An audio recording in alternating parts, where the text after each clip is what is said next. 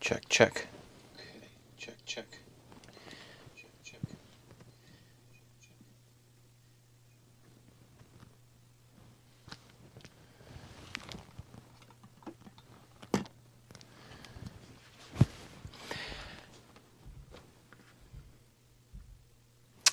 Hey everybody! I am just going to record a quick little video here showing people what art supplies they need to do, and then I'm going to take it and do a little bit of editing. So you're actually seeing a little bit of the behind the scenes filming of how I do these live streams. So I see there's a few people watching right now. Hey, that's cool. Okay, so ready, test audio. Hopefully that's not going to die on me while I'm doing this. Hi there, welcome to my channel. I'm going to be showing you how to paint over the next 5 months or so. We're going to do 40 different classes. Whether you want to watch one or all 40, the option is up to you. I'm just going to keep on making them regardless, and so you can kind of pick and choose which ones you want to watch. Now, one of the first questions that comes to mind when we talk about painting is, what supplies do I need to make paintings?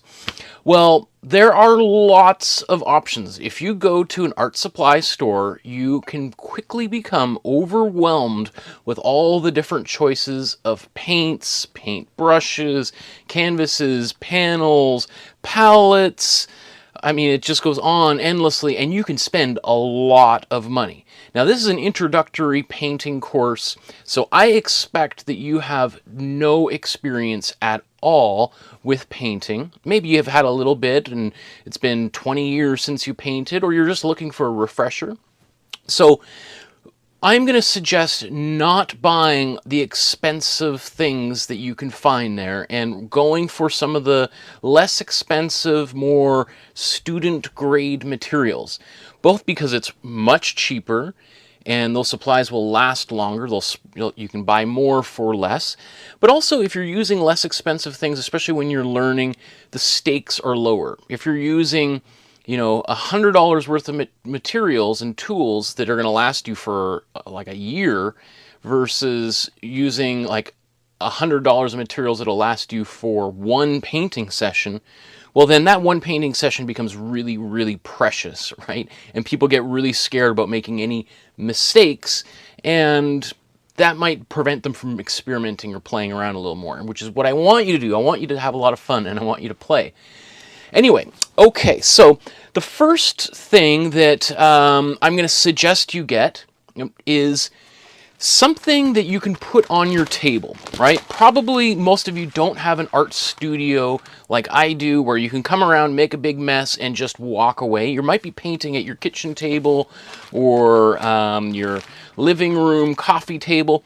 So you're going to need some kind of newspaper or packing paper, like that brown paper that comes on a roll, or white paper, or black paper, or green paper, something that will protect the table from getting messy.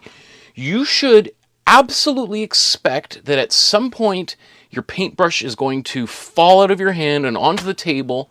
Is it okay if the table gets dirty? Can you wipe it up?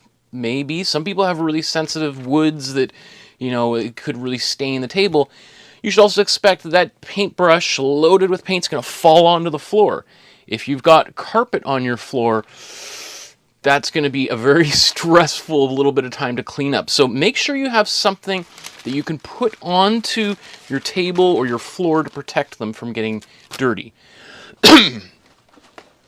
Along with that are some painting clothes. Now this sounds, straightforward and obvious. Here's my pair of painting jeans. And then here's an example of a painting shirt covered in paint. Not the prettiest looking things. You're not going to walk the red carpet. So you want something that you don't mind getting paint on. Whether it's something some people wear an apron, and I got a few of those here, but again, expect that you're going to get paint on your clothes. So do not wear your new dress or new slacks that you got for work. They are going to get paint on them, whether it happens while you're painting or afterwards. I usually find I get paint on kind of my belly area when I lean up against the sink to clean, or little bits splash on. So Clothes that can get messy, super important. And sometimes paint will go through a layer of clothes. So I'd be a little bit careful about just wearing an apron or a kind of messy shirt over top of a really nice shirt, because it will leak through. Okay. The next thing you will probably want is a pencil and an eraser, because we're going to do a little bit of drawing on your canvases before we start painting. And so you want to be able to make some marks. And also, you may want to have like a sketchbook or just some loose paper for taking notes. Now, obviously, these classes are going to be recorded and they're going to be up on the web for, I don't know, however long the web is around. So you can go back and watch them again. But if there's things that are interesting to you and you want to make notes, I often make little notes to myself while I'm painting as to what color I used here and there, just so that if I want to mix that color again, I remember how I did it, right? So sketchbook or just a, back of a gas station receipt is super helpful. Okay. I think the next thing that I want to cover here are, what should we talk about next? Well, you're going to want some water and some kind of container. Now, I would suggest you use like a glass jar, something that is kind of heavy and is unlikely to tip over, right? I have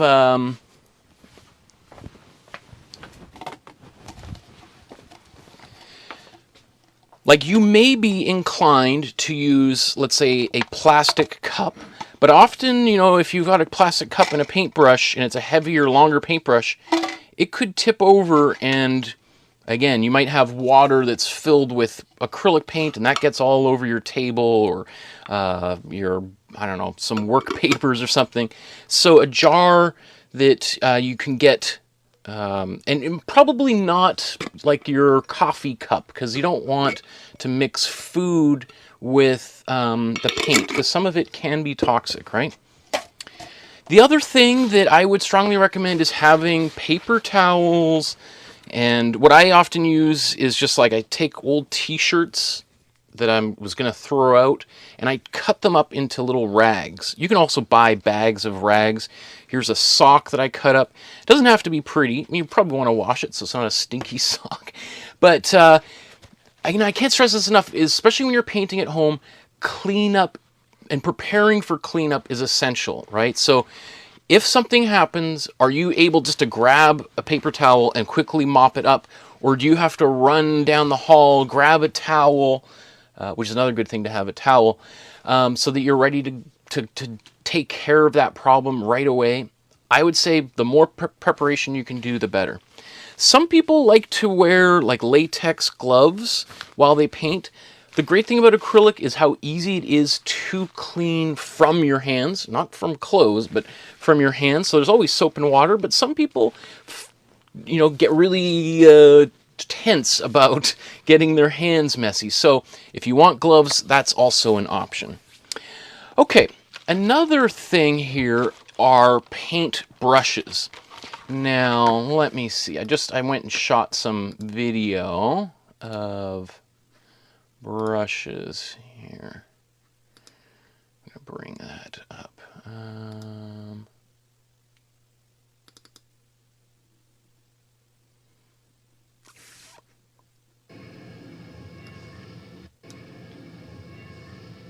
Oh, I guess I don't want that one.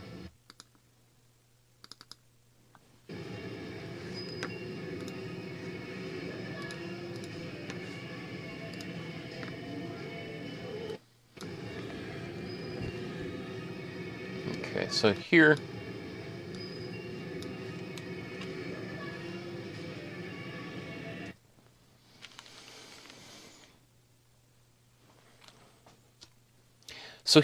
on the screen, you're just seeing like the hundreds of different kinds of paintbrushes that you can get. This is at Michael's art supply store. And, you can buy brushes separately. You can also buy brushes in these packs. So what ones do you want to buy?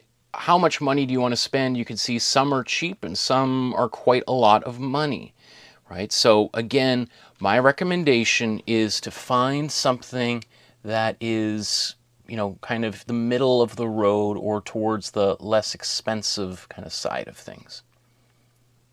Okay, so here you see are a couple of suggested options, right? So this one here is, I think, like $12.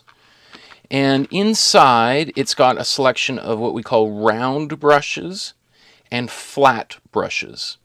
So these, it's helpful to have the choice between the round and the flat, because some people, like I actually mostly personally paint with flat brushes, but I'll sometimes use a round brush for kind of more detailed work. But having that option is really important. This is another version from another art supply store. I think this is again about $12 or something. Again, you could get some of the brushes on their own for $2, $3 a piece on the lower end of things. You could also easily spend for nice versions of these over $100 for, you know, very expensive, you know, made in Switzerland kind of brushes. So you don't need to spend a lot of money. In fact, I wouldn't spend a lot of money for this course. And having just a few different sizes, even just a few of the same sizes, so that you might, if you're painting with a yellow, you don't have to wash your brush to use some blue. You can just put that brush down for a second and pick up another one. So a few different brushes. Try not to spend more than $15 for a set, or for 4 or 5 brushes in total. Okay, the next thing, and we're going to get to paint. Obviously, paint is really important, but I'm going to save that to the very end there. The next thing, come on, what should we talk about? Canvases? I think I got a whole thing on canvases. So I'm just going to...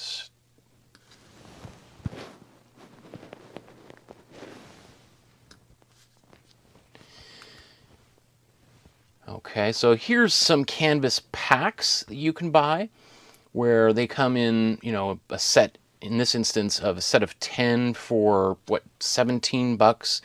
And these are canvases that are stretched over a frame, and they have a little bit of a bounce to them. So I would encourage you to try some of these anyway. You can get these also at the dollar store for $1 or $2, depending on the size of them, right? These are the 9x12s. Or let me see, actually. I've got a few other ones here. So here's a few other kinds. Let me see, sorry, I'm just going to stop this. So this here is maybe a little bit more expensive. I'm not sure how much these would have. This is 6x8. I would say the 6x8 is maybe on the smaller end of things. I would try to go for something like this, like an 8x10 canvas, because it's a little bit bigger. If you go too small, it can be a little bit hard, especially if you're starting out, to get into some of those details, and that can just add to a lot of frustration. And that's the last thing that I want to happen in these courses. Here's what size is this? This is 11x14 for $2.50 at the dollar store. And again, still a stretched canvas over a frame, a wooden frame. So when you paint, obviously it's covered in plastic, which we'll take off, but when you paint on this, it's got a little bit of give, right? It's like a little trampoline. And so a lot of people like painting on a canvas because it has that flexibility. I'll just kind of show you. If you want to kind of, I wouldn't suggest you get a canvas this big. But this is, you can also get these stretcher bars from an art supply store and put them together and then stretch raw canvas over top of it with a staple gun, and then you can prime the canvas. So that might be an episode I'll talk about, as how to do that in the future. Or if you're super keen, you can make your own stretcher frames. So this is what I tend to do also, is to build these stretchers and then prepare them for painting. Now, that's definitely way more advanced, but when you make your own canvases, tends to be more ownership over the material itself. Now, if you want to do something a little bit different, you can paint on panels. So panels like this right here is a piece of I think it's Luan, or a very thin piece of plywood, and I actually cut these down myself on a table saw. So I chopped them down. So that I bought a large sheet, 8 by 10 or 8 by 4 feet sheet of plywood, and then trimmed it on the table saw to get these small. So I've got stacks of these things, and then before you paint, you would want to usually prime it with some kind of material, and we would talk about that later. I don't think anybody starting out is going to go right there. Here is a primed panel. So you can buy these panels like this from an art supply store, and then you cover it with what's called gesso, would be one type of way of priming it. And then you can also just buy these panels from the dollar store, and like here, what this is, I don't know, $1.25 at the dollar store, and this is a 9 by 12. This might be a little bit big for you at home to use, although I bought it, you can see a big stack of these. I'll probably be using these most of the time. Just for my purpose, I'm going to be doing 40 of these. I want them to be able to store relatively, take up as little space as possible. And the difference between a panel and a canvas is that it's not flexible, right? So there's none of that kind of spring that you get when you're painting on a canvas. I would suggest, if I was you, to buy a few of each so that you can see for yourself what the feeling is like. Some people really like having a very hard surface to work on. Didn't I have... Oh. So for instance, this is... you can't really see. So this right here is canvas that I've stretched over a piece of plywood, and then I've drilled a little notch there so it can sit on a screw. And this, it's just a piece of plywood, canvas stretched over it, so it's a nice solid surface. So sometimes I like painting on both types of materials. But this is, in a way, this would actually be ultimately cheaper, because you can get plywood, dirt cheap plywood, chop it all up, stretch canvas, and it would be cheaper than these, but it takes a little bit more time. So eventually I'll show you guys how to stretch canvas. Okay. The other thing we should talk about is pallets. Right. So here is one of my painting palettes, and you can see it's gloriously covered in paint, and this is from a few years ago, so the whole paint is dried and cured on there. So, but it's also very fun to get a palette and then to paint on it and then to peel and pick at it, which I've done here. So you can buy these kinds of things at any art supply store. They're usually somewhere between $5 and $20 or so, depending on the quality, the thickness, and some of them even have lids that close on top to seal it in so that the paint will stay wet overnight.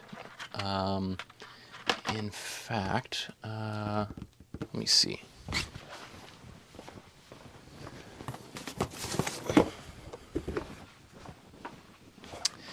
So here's an example I haven't opened this in a while, but so here's an example of exactly that sort of thing, right? So you would put your palette inside of here. This would be soaking wet. You put your palette in there, and then you can cover this. It seals up like a Ziploc container, and then tomorrow or a few weeks from now, I can just pull this off, pull my palette out, and because this is a moist environment in there, it's going to keep that acrylic paint nice and wet. Now, you certainly don't have to buy these kind of fancy, dedicated palettes. This is a giant one that I sort of, I don't know, it was some kind of chip and dip tray from the dollar store that I repurposed as a painting palette. It's a little too big, right? And we don't need this much space for a palette. But if I was painting something really big like a mural, this would be really kind of handy. Another cheap route is just to use like the lid from a salad, right? One of those packaged salads. And then you can just kind of paint on it. If you're unhappy or afterwards it dries, you throw it in the garbage or you clean it off and you can recycle it. So again, you don't have to use the most expensive kind of purpose-built things. Another option is to use parchment paper or wax paper, right? So you can take a sheet of this, and what I would do if this was, well, this is actually laying quite flat, but if you find it's curling, you could also just kind of tape it down onto a board or right onto the table itself, right? And the good thing with this is at the end of your painting session, when you're all done, you can just fold it up and throw it out in the garbage. And you don't have to do any scrubbing or cleaning. So this is kind of like maybe your fast, quick, and dirty way. The only thing I would say is you want to be kind of careful that if, let's say, I take this and I've got, a newspaper underneath, and I'm trying to mix colors, the image from below, this kind of purple blue might come through while I'm trying to mix color, and it could be a little confusing. So what I would suggest, if you're going to go this route, is just take a piece of paper and put it underneath so that we have kind of a blank slate that we're working from when we're actually mixing our colors. Right, so whether you have a gray piece of paper or a black piece of paper or a white piece of paper, as long as it's consistent, right? That's the key, so that when you're mixing your colors, you're not having to do too much extra thought, because there is a lot of thought that is involved in this process to begin with, right? So the little extra stuff that we have to do, we want to avoid. Okay, so the last but not least, the most important part of painting, I suppose, is your paint itself. Now, here is the paint that I'm going to be using. This here is, and I like to kind of organize these into a little, as you'll see here in a moment.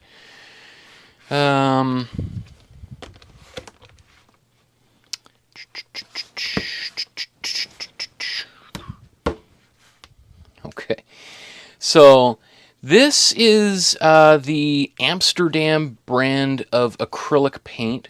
It's a studio, or it's a student grade kind of paint, so it's not the most expensive or nearly the most expensive, but it's also not the cheapest paint either.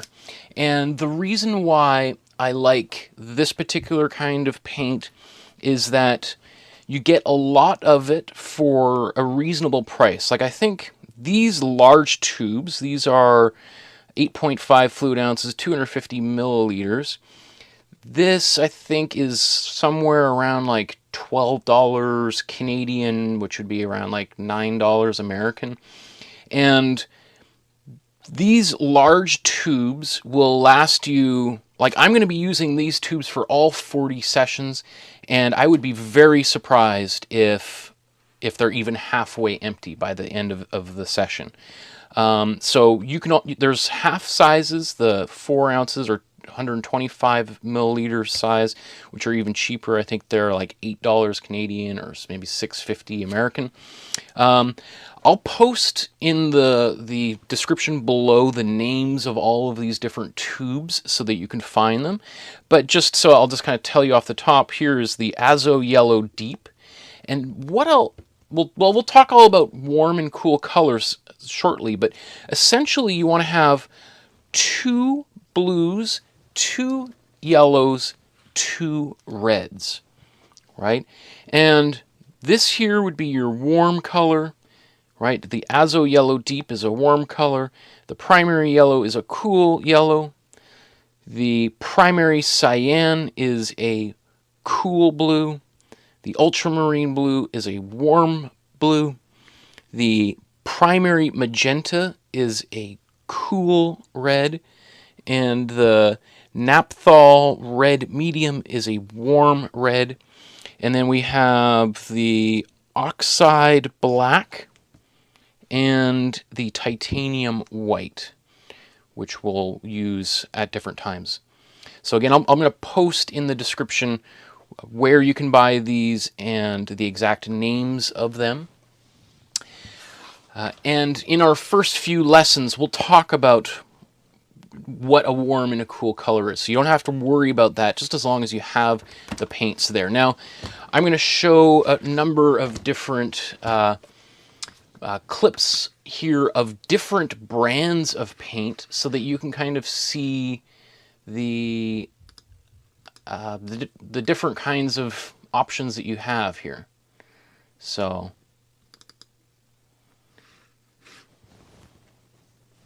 I'm just going to go back here. Come on. Okay. So again, so here's the Amsterdam brand of paints at the art supply store, and you can see there are a lot of different colors here. We're going to talk about why we're not going to buy a green or a purple or an orange in the next few episodes. So you don't need to go buy all of these other things, the grays and the browns, right? All those things are unnecessary. Okay, so that's your, let's go, this is another brand here. Oh, I'm just going to make that bigger. So this is the Artist's Loft brand of acrylic paint. These you can buy at Michael's Art Supply. I think this is their proprietary mix, or they've licensed it. Sometimes when you're buying paint, you don't have the opportunity to get them all in the same size, and you might have to get one that is in a larger tube than the others, right? That's just kind of, you can see I've got a large red tube there. Okay. Here's another brand.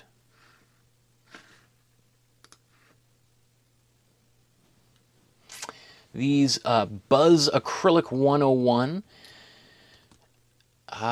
These might be produced by a local Canadian company called Opus Art Supply. And here I'm flipping them over, so on the other side you can see the actual names of them because they weren't printed on the front. So you're starting to see a common theme here, which is similar colors repeating with different brands, right? So it doesn't matter what brand you use or how much you spend on the paints, just as long as you have 2 yellows, 2 blues, and 2 reds, and that one yellow is, and one of each is a warm and a cool color here. Okay, I'm going to skip here. So here's the Golden brand. These are among the more expensive types of acrylic paint that you could get.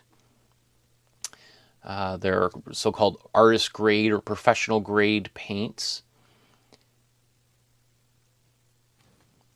and they have a little bit more pigment in them, so that they are going to appear to be maybe a little bit brighter, and the color's a little bit more saturated than the less expensive paints that we can buy.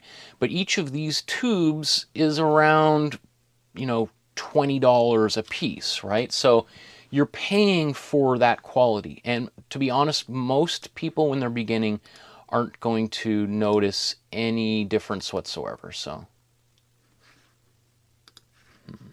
let's see.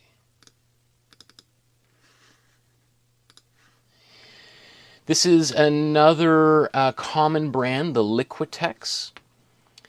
And Liquitex is fairly ubiquitous. So I think most art supply stores are going to have Liquitex for sale. And again, I tried to find all of the same sizes, but I wasn't able to find the one red in the larger size, so I just chose one of the smaller reds there.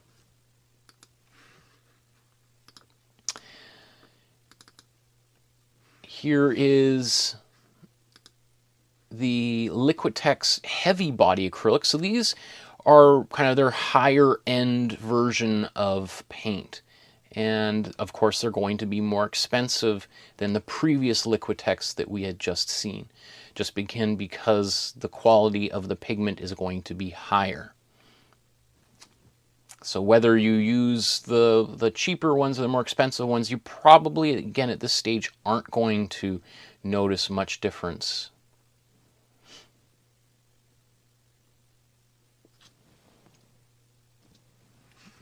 Okay. And here's another brand. There's my daughter at the art supply store. So here's the PBO Studio Acrylics. And they're also quite common. I would say probably Liquitex and PBO are the two most common brands of acrylic paint so you should be able to find these in art supply stores across the world, to be honest.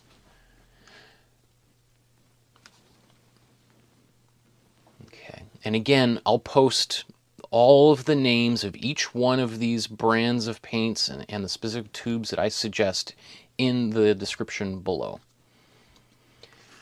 And of course, depending on the links that you follow, if you do buy those paints, then I will get a small percentage of that as well. I thought I would just show this as well. This I saw at the art supply store, this CHROMACRYL brand, student acrylic. You can buy these sets of 5, and look at this. It comes already with a cool yellow, a warm yellow, a cool red, and a warm red, and a cool blue, and a warm blue. So this thing that we're going to be talking about isn't just something I invented from my crazy imagination. This is something that is quite common, and you could see that brand is already kind of provided it right out of the box. So if you are going to buy a package like that, you just want to make sure that it comes with, whether it's a warm yellow, because often paint manufacturers will give you, let's say, 1 yellow, 1 red, and 1 blue, and they may even, like here, this is called primary cyan, right? So you might think, well, I just need this 1 blue, and I just need 1 red, and I just need 1 yellow, and boom, I'm ready to go. Well, as you will see in the next few weeks, this is going to be too limited of a palette, and you're going to be really frustrated because you're not going to be able to get the bright reds and bright purples and bright oranges that you really want. So you want to have a warm and cool of each one here. So I'll also, let me just find this really quickly.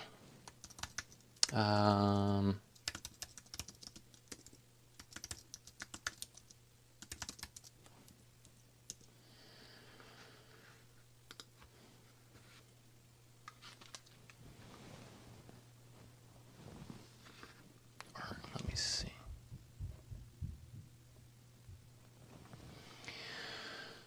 So I've just put on the screen this is a web page by Gamblin Paint. Now Gamblin makes oil colors or oil paints, and they have already kind of listed on here whether their color is cool or warm.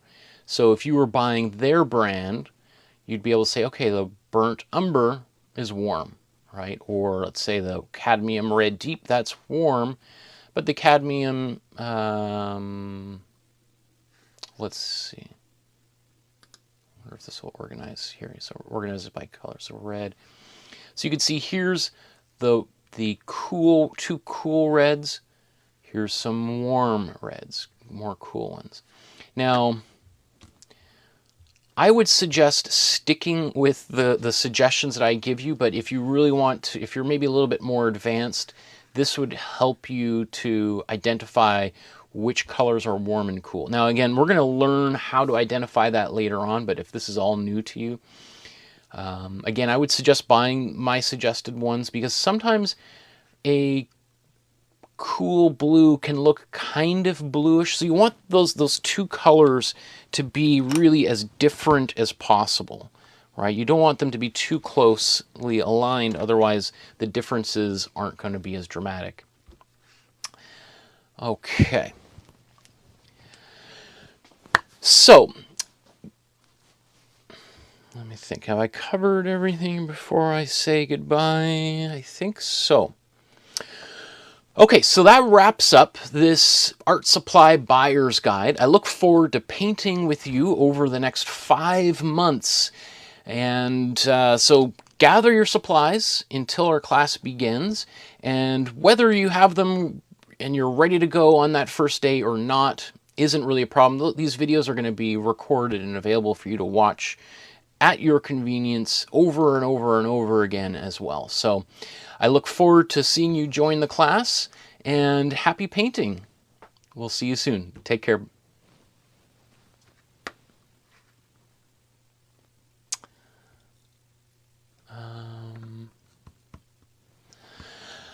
Okay, so that wraps up our buyer's guide for art supplies. If you have any questions, please leave them in the video below, and I'll try to get to you back to you as quickly as possible. Otherwise, we'll see you when class begins. Thank you so much, everybody. Enjoy our time until I see you again. Okay. And those of you that have been watching, I really appreciate it. Thanks for a little bit behind the scenes of me recording this, and you'll see the edited version shortly. And the links to the stream and everything will be up. So take care, everybody. We'll talk to you soon.